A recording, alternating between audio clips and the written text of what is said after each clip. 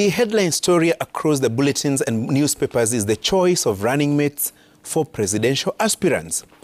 And it is proving to be a major headache, a sticking issue, a dilemma, I may say, particularly for the leading State House contenders. The choice they make has obvious political consequences with 88 days to the general election.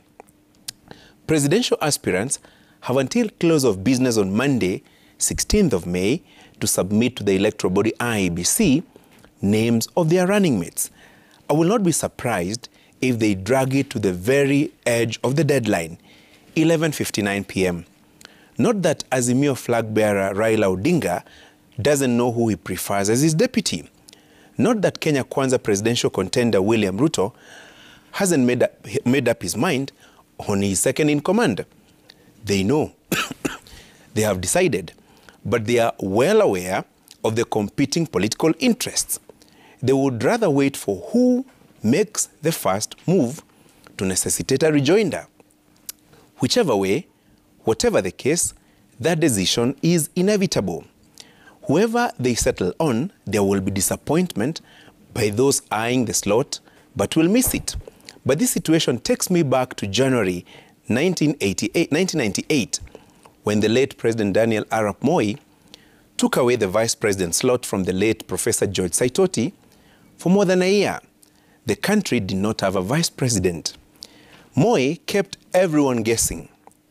He kept dangling the vice president seat to prospective candidates. Some were falling over themselves, trying to impress Moi to secure the plum job. And then, And then Kenyans started pushing Moi to name his deputy, a demand he ignored for almost 14 months, until one day in April 1999, he reinstated Saitoti, and while at it, threw a dismissive remark. Wacha tuone hii kiti ya vice president kama itaongeza sahani ngapi za ugali. 23 years later, I'm tempted to ask like Moi, hii kiti ya running mate itaongeza sahani ngapi ya ugali? Well, before you direct salvos my way, I confirm that I'm fully aware of the functions of the deputy president as outlined in the Constitution enacted 12 years ago. I know the place of the deputy president in the country's political matrix, but I will still pose the Moi question. Hii kiti, wewe itakuongezea sahani ngapi ya ugali? I ask this because the obsession with the running mate slot, in my opinion, is unhealthy. It is a distraction.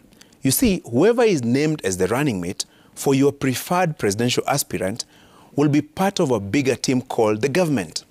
Should that pair win in the general election this August? My concern is the regionalizing of the running mate seat. Should it be about merit or region? Should it be about the running mate's competence or ethnic considerations? What would you rather? A running mate coming from your region who ends up in a government that does not render services, or a deputy president from another region who is part of an establishment that effectively delivers and resolves national challenges such as unemployment, poor health facilities, rising cost of living, and lack of incentives for markets for produce that you have as a farmer? Here is my submission. Let us stop with this obsession with things that may not matter. Let us spend a lot of more time understanding and interrogating the grand promises being made by the presidential contenders. What are their key policy promises? How practical or workable are they? Are they persons of integrity? Can they be trusted with the national purse? How will they exercise power? Will they abuse the instruments of power? Will they enhance national unity? Equitable distribution of the national cake? Are they humane? Maybe I'm asking for too much, but it is never too late to do the right thing. And for us in the media, I will readily say, guilty as charged. We may have not done very well in profiling a proper national conversation on dissecting the promises being dished by the political class, and particularly the leading presidential contenders. While at it, let me remind you that this is the season of grand promises, the practical and the impossible, the real and outright lies.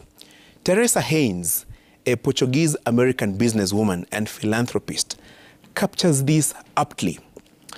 Political campaigns are the graveyard of real ideas and the birthplace of empty promises. Karada. That's my punchline.